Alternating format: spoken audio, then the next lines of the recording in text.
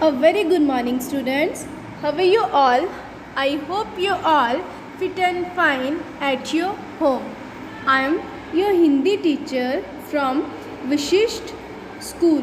तो बेटा आज हम करेंगे अपनी हिंदी की पाठ्य पुस्तक उद्भव में से पाठ 13 जो है विसर्ग। विसर्ग में बेटा आपने सबसे पहले इसका अर्थ समझना है। ठीक है जी, पहले आपको अर्थ समझाती हूँ कि विसर्ग किसे कहते हैं। तो बेटा विसर्ग का स्वर या व्यंजन के साथ मेल होने पर जो परिवर्तन आता है उसे विसर्ग कहते हैं। ठीक है बेटा, मतलब कभी भी हम जब कोई स्वर या व्यंजन लिखते हैं उसके साथ अगर हम विसर्ग लगा देंगे तो बेटा जो उस वर्ण को, उस स्वर या व्यंजन को बोलते समय जो परिवर्तन आएगा उसे हम क्या कहेंगे? उसे हम कहेंगे विसर्ग। ठीक है जी, तो देखिए बेटा विसर्ग का चिन्ह क्या होता है? विसर्ग का चिन्ह होता है 2 बिंदियाँ और बेटा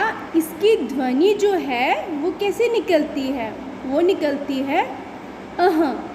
ठीक है जी, चलिए मैंने कुछ वर्ण लिए हैं उसके साथ विसर्ग लगाया है।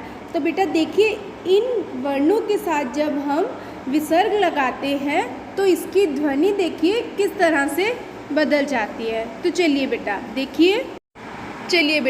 देखिए जब हम त के साथ विसर्ग लगाएंगे तो ये क्या बन जाएगा? ये बन जाएगा तह। क्या बनेगा ये? तह। आगे देखिए अगला वर्ण है म। जब हम म के साथ विसर्ग लगाएंगे तो बेटा ये क्या बनेगा? ये बनेगा मह। ये क्या बनेगा बेटा? मह। ठीक है जी, चलिए अगला वर्ण देखिए, अगला है न। न के साथ विसर्ग लगाएंगे तो हम इसकी ध्वनि कैसे निकालेंगे? तो हम बोलेंगे नह। क्या बोलेंगे बेटा? नह। ठीक है जी, चलिए आगे देखिए, आगे है प। प के साथ जब हम विसर्ग लगाएंगे तो बेटा ध्वनि कैसे आएगी? तो ध्वनि आएगी पह। कैसी आएगी ध्वनि बेटा? पह। ठीक है जी, और आखिरी वर्ण देखिए स। स के साथ जब हम विसर्ग लगाएंगे तो इसकी ध्वनि आएगी सह। कैसे आएगी बेटा? सह। ठीक है जी, ये मैंने एक एक वर्ण आपके लिए लिया था जिससे आपको ये समझने में आसान हो जाए। आगे बेटा मैंने कुछ शब्द लिए हैं उनके साथ विसर्ग लगाया है। तो चलिए बेटा अब उन शब्दों को हम पढ़ते हैं। चलिए बेटा देखिए पहला शब्द है न। म के साथ विसर्ग, तो ये बेटा क्या बना? ये बना नमः। नमः का अर्थ क्या होता है बेटा? नमः का अर्थ होता है किसी को भी विश करना, नमस्ते करना जैसे। ठीक है जी, चलिए अगला शब्द देखिए, आगे है पु। न के साथ 2 बिंदियाँ, तो ये क्या बना? पुनः। क्या बना ये? पुनः। क्या बना ये? आपने भी बेटा इन शब्दों को इसी तरह बोलने का अभ्यास करना है, तभी आप विसर्ग का अर्थ और इसका प्रयोग ढंग से कर पाओगे। ठीक है जी, चलिए आगे है श। न को ए की मात्रा शन है। जब इसके साथ हमने विसर्ग लगा दिया तो ये क्या बना? शन है।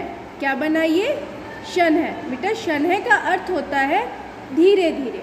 ठीक है जी, चलिए आखिरी शब्द देखिए, आखिरी शब्द है स व तह। तो ये क्या बना? स्वतः। क्या बना ये? स्वतः। स्वतः का अर्थ होता है बेटा अपने आप। ठीक है जी, तो ये बेटा 2 वर्णों वाले शब्द थे। अब कुछ और शब्द, फिर हम अपनी अभ्यास कार्य को शुरू करेंगे। ठीक है जी, चलिए देखिए कुछ और शब्द। सबसे पहले है बेटा नी जमा रोग, तो ये क्या बना? निरोग। देखिए बेटा आपने नी के साथ जब विसर्ग लगाया है तो इसकी ध्वनि हमने कैसे निकाली है? इसकी ध्वनि हमने निकाली है नी। ठीक है जी, चलिए अगला शब्द देखिए नी जमा रस, तो ये क्या बना? नीरस। ठीक है, चलिए आखिरी शब्द है दू कर, मतलब दू जमा कर, तो ये क्या बना? दुष्कर। ठीक है बेटा, मैंने इतने शब्द सिर्फ बेटा आपको समझाने के लिए लिए हैं, ठीक है, और आपने भी इन शब्दों को ध्यान से अलग अलग वर्ण के साथ विसर्ग लगाकर उसकी आवाज़ निकालने की कोशिश करनी है। ठीक है जी, चलिए अब हम अपनी हिंदी की पाठ्य पुस्तक में से शब्द शुरू करते हैं, जिसमें सबसे पहला शब्द है छ। देखिए, छ के साथ जब हम विसर्ग लगाया तो ये क्या बना? छ। ठीक है जी, चलिए अगला शब्द देखिए, अगला है नमः। ठीक है बेटा, आगे बेटा प्रातः। प्रातः मैंने बताया था आपको, सुबह को हम क्या बोलते हैं? प्रातः। ठीक है जी, चलिए आखिरी शब्द देखिए क्या है? आखिरी शब्द देखिए बेटा क्या है? आगे है दो कुछ छोटे ऊ की मात्रा, तो ये क्या बना? दू। जब हम इसके साथ विसर्ग लगाएंगे तो ये क्या बनेगा? दू ख।